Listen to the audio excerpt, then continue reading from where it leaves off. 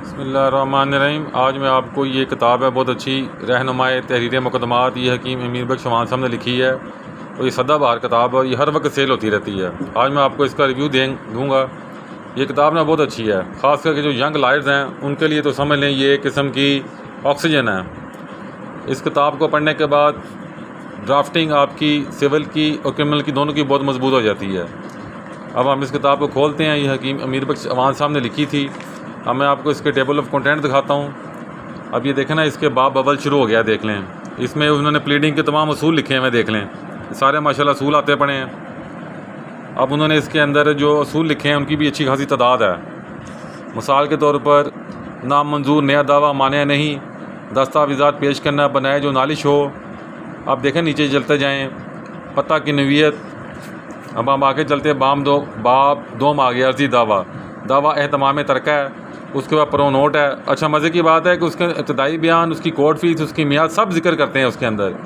अब आगे चलते हैं, डिफरेंट दावे आने शुरू हो गए हैं। समाने जहेज़, नान नफ़का, देख लें, रेस्ट्रिक्शन ऑफ कॉन्जुगल राइट्स, तमलीक के बारे में आ गया, जिसे आप इन प्रिंसिपल हिबा भी कहते हैं। इस्तक़रार हक़, ज़मीन का कब्ज़ा वापस लेना, हुक्म ने इम्तनाई हक़ शुफ़ा आ गया, कॉपी राइट आ गया, गफलत आ गई है, मैं कुछ चीज़ें मिस भी कर रहा हूँ। अब देख लेना, ये डिफरेंट किस्म के ये बाब हैं। दरखास्त है मुतफ़र्रक़ कवानीन, मुख्तलिफ़ कवानीन के अंदर दरखास्तें कैसे लिखनी है। मैं जंप करूँगा यहाँ से क्योंकि काफ़ी लंबी टेबल ऑफ कंटेंट है। अब मैं जंप कर गया हूँ। अब देखें, असूल वो बयान करते हैं बड़े प्लीडिंग के असूल।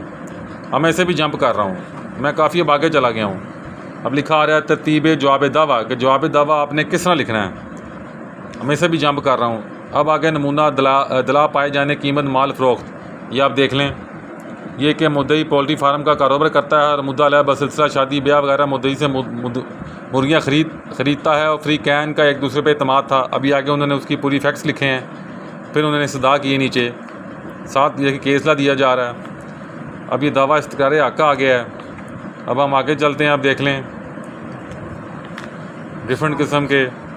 अब ये मज़ीद वाक़यात का बयान है, कर्ज़ा आ गया, दावा एहतमाम तरका आ गया है। अब ये हुक्म इम्तनाई ताकीदी आ गया, बरखिलाफ़ गिराए जाने दीवार, रुकावट, रास्ता वगैरह। अब ये जनाब सीनियर सिविल जज बाख्तियार गार्डियन का केस आ गया। देखें, पूरी ड्राफ्टिंग दी हुई आपने, देख लें, गौर करें आप। नमूना दरखास्त, हुक्म इम्तनाई आर्जी कैसे बनाना है, मुकम्मल ड्राफ्टिंग है, ज़बरदस्त। दरखास्त, तकरीर गार्डियन, फातुल अकल, जवाब दावा, तकरीर रिसीवर की दरखास्त है। ये नज़रसानी आ गई है। नमूना अपील, तकज़ीब निकाह आ गया है। अभी जनाब सेशन जज साहब नमूना दरखास्त बाद गिरफ्तारी आ गया है। ये किताब जो सी है ना, बरी पड़ी है ड्राफ्टिंग के ऊपर। इसे हकीम अमीर बख्श चौहान साहब ने लिखा है। तो ये हर नौजवान वकील को ना इसे लाजमी ख़रीदना चाहिए। अस्सलाम वालेकुम।